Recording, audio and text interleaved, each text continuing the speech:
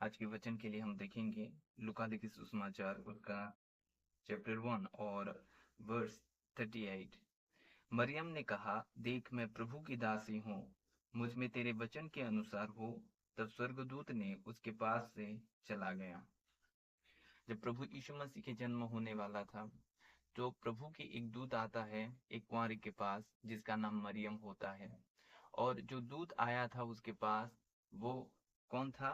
जिब्राइल, जो परमेश्वर के सम्मुख खड़ा होता है और वही संदेश लेकर मरियम के पास आया था। उससे पहले वो यूसुफ के पास गया था।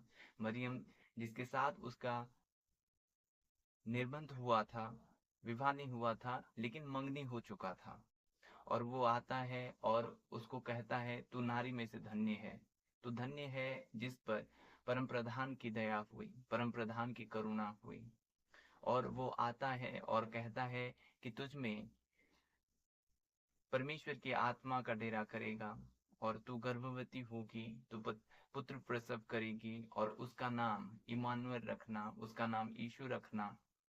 जो इमानुएल का अर्थ है हमारे साथ परमेश्वर है। और उसको जब जिब्राइल परमेश्वर की संदेश दे रहा था, वो फर्स्ट तो घबरा गई। जब परमेश्वर के दूत को देखा वो घबरा गई और सोचने लगी कि ये कैसा ग्रीटिंग है, ये कैसा अनुवादन है, ये कैसा आ, कि ये कैसा जो एक स्वागत करते हैं, ये कैसा स्वागत है। वो घबरा गई। और जब स्वर्गदूत ने उसके साथ बातचीत की और वो एक बात कही शेष में कि क्या बोलती है कि मरियम ने कहा, देख मैं प्रभु की दासी हूँ, मुझ में तेरे वचन के अनुसार हो। तब स्वर्गदूत ने उसके पास से चला गया। मरियम का जीवन ऐसा था, वो प्रभु के भय में चलने वाली एक कुंवारी थी, प्रभु के भय में चलने वाली एक स्त्री थी। और वो खुद भी कहती है कि मैं प्रभु की दासी हूँ। और क्या हो कि तेरे वचन के अनुसार हो, वो एक्सेप्ट की प्रभु के वचन को।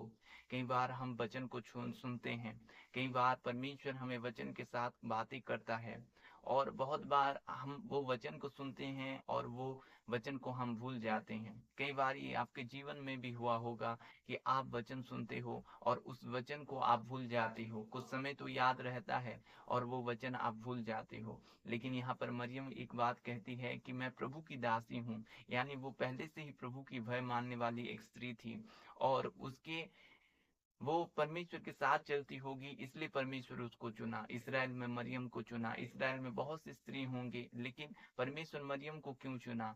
क्योंकि वो प्रभु की भय मानने वाली एक स्त्री थी, प्रभु के साथ चलने वाली एक स्त्री थी, प्रभु की एक दासी थी। और जब जिब्राइल ने ये बातें कही तो वो कहती है कि तेरे वचन के अनुसार हो। यानी वो परमेश्वर के वचन को ग्रहण की और परमेश्वर के वचन को वो कबूल किए। जो वचन प्रभु यीशु मसीह था, जो वचन उसके गर्भ में रहा और जो वचन वो पैदा हुआ वो यीशु मसीह था। और ये इसलिए इसलिए हुआ कि वो कुंवारी बन बैठी, एक कुंवारी से गर्भवती हुई, क्योंकि जो ईसाया भविष्यद्वक्ता के द्वारा कहा गया था वो वचन फुलफिल हो, वो वचन पूरा हो। वो वचन क्या हो कि जो परमेश्वर ने अपने नबी के द्वारा पहले से, कई वर्षों से पहले से कह चुका था, उस वचन का पूरा हो।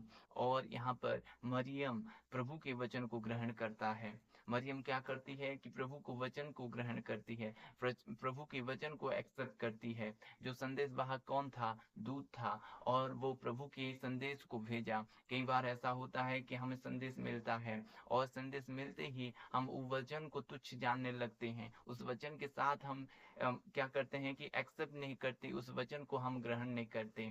वचन को ग्रहण करना सीखे, जैसे मरियम ने ग्रहण की।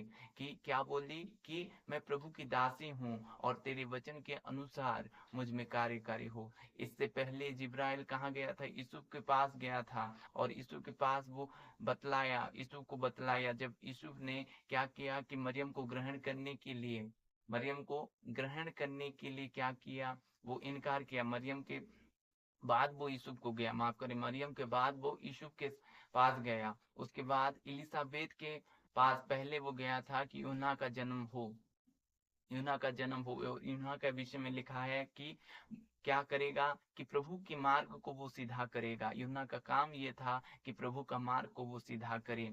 इसलिए उसके विषय में लिखा है कि जंगल में एक पुकारने वाले की शब्द सुनाई दे रहा है कि परमेश्वर के राज्य का मार्ग सीधा करो।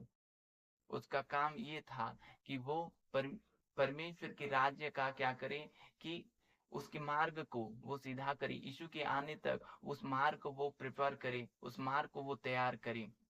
और परमेश्वर ने जब अपना दूत मरियम को भेजता है, जो जिब्राइल जो परमेश्वर के सामने खड़ा होता है, उसका जब शब्द सुनता है मरियम, उसके साथ जब बातचीत करता है, वो ये नहीं कहती कि मैं नहीं कर पाऊंगी, ये कैसा होगा। हाँ, वो क्वेश्चन की थी, मैं तो पुरुष को नहीं जानती, ये कैसा होगा। लेकिन जब परमेश्वर का दूत उसको सांत्वना देता है, परमेश्वर का दूत उसको परमेश्वर की बातें के बारे में बताता है, तब वो एक्सेप्ट करती है।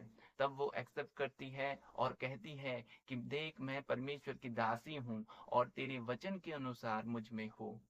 आज जब परमेश्वर इस वचन से आपको बातें कर रहा है, तो आप क्या करेंगे कि आप जो परमेश्वर के वचन आपको सुनाया जा रहा है, जो परमेश्वर के वचन आप में बोया जा रहा है, उस वचन को आप ग्रहण करें। उस वचन को आप क्या करें कि उस वचन को आप ग्रहण करें, जैसे मरियम ने ग्रहण किया, और परमेश्वर के वचन के अनुसार आप चले। परमेश्वर के वचन के अनुसार आप क्या करें, परमेश्वर के वचन के अनुसार आप चलें। प्रभु इस वचन से आपको आशीष करें। आमीन।